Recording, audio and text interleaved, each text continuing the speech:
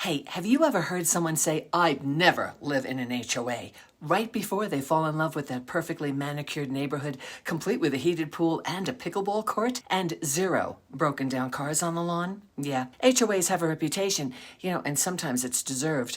But if you're making a move on your own for the first time and craving less work, not more, you might be surprised by some of the perks. So today, let's talk about it. The real pros and cons of living in an HOA community, especially here in the Denver suburbs. Hi, I'm Peggy Durstoff with Live Denver Suburbs, and I work with women who are starting over, whether that means downsizing, moving closer to family, or finally finding a home that fits your life now. This video is for anyone who's heard the HOA horror stories and thought, nope, not for me. But also for those wondering if HOA life might actually make things easier. Let's dig in. First, let's clear up what is an HOA exactly, because a lot of the confusion and complaints start here. An HOA, or a homeowners association, is an organization made up of, wait for it, your future neighbors, usually volunteers. Their job is to manage the community, usually with the help of a management company, and to maintain the shared spaces, enforce the rules, and keep the neighborhood looking good and property values stable. Sounds helpful, right? But let's be real, they can also stir up drama. We've all heard the horror stories.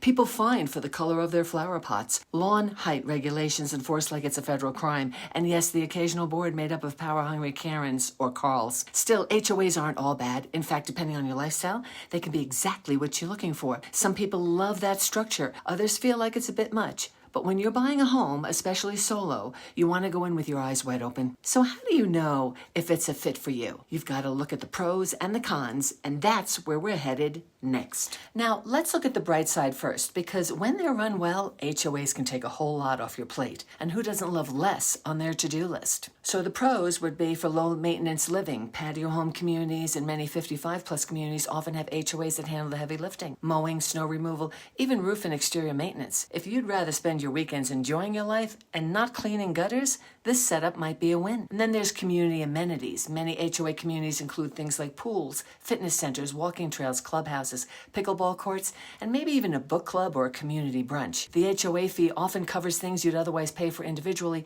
and adds to the social fabric of the neighborhood. And then there's consistent curb appeal. One of the biggest benefits, the community stays looking great. You're not battling property value because your neighbor decided to turn their yard into a mattress showroom or an auto shop. And it could be great for first-time solo homeowners. If this is your first time owning alone, it's comforting to know that the exterior stuff and in many cases the shared responsibilities are handled. One less thing for you to worry about as you settle into your new chapter. Of course, it's not all sunshine and well-trimmed hedges. Let's talk about the less glamorous side of HOAs, because being prepared, well, that's the best way to avoid surprises down the road. So some of the cons are, there's rules and more rules. Whether it's the paint colors or your flower pot placement, some HOAs get a little too into your business. And if you're someone who values total control over their property, this could be a deal breaker. So you don't want to find yourself bumping up against rules that just don't fit your personality. Then there's monthly or quarterly fees. HOA fees vary. I've seen them as low as $50 a year and they're voluntary, and others pushing $400 or more a month and they're required. You'll want to factor this into your monthly budget, especially if you're retired or planning on long-term affordability.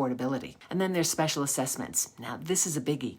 If the HOA doesn't have enough money in their reserve for major repairs like replacing the roof after a hailstorm or repairing the pool, they can hit homeowners with a special assessment. It's a surprise expense that nobody likes. So how do you know if an HOA community is well-run and financially sound? Well, that's where the paperwork comes in. And yes, it's worth reading every page. So what do you want to look for before you buy? Well, there's the must-read documents. These are their HOA docs. They're your CC&Rs. That's your covenants, conditions, and restrictions. It's kind of like the rule book. Then there's the rules and regulations. These spell out what's allowed and what's definitely not allowed. And then there's financial statements to see how the HOA fees are being spent, saved, and if they have money in reserves. And then there's the meeting minutes. This will tell you how the community operates, how healthy the finances are, and what the vibe of the board really is. Responsible or bananas? Yeah.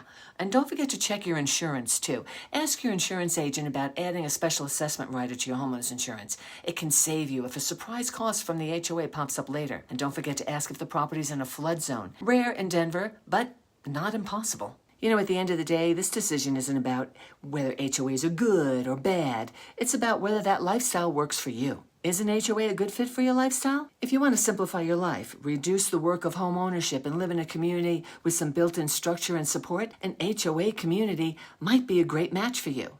However, if you prefer full control over every detail, from your yard to your paint colors to whether or not you can build a she shed in the backyard, well, you might have to look for one without an HOA. Either way, you deserve somewhere that supports your next chapter. If you're considering a move in the Denver suburbs, whether that's to a patio home in Parker, a 55-plus community in Highlands Ranch, or somewhere in Littleton with zero HOA involvement at all, I'd love to help you. I can help you explore what fits your lifestyle and your goals. To get started, download my free guide, Should You Live in an HOA? 5 Key Questions to Ask Before You Buy. The link is down below. And if you want to have a real conversation about your next move with someone who gets what that transition can feel like, yeah, I've been there. Let's connect. I'm happy to answer questions and help you explore your options without pressure or sales tactics. I'm Peggy Durstoff, a realtor with Live Denver Suburbs, powered by HomeSmart. Thank you so much for watching, and I'll see you on the next video.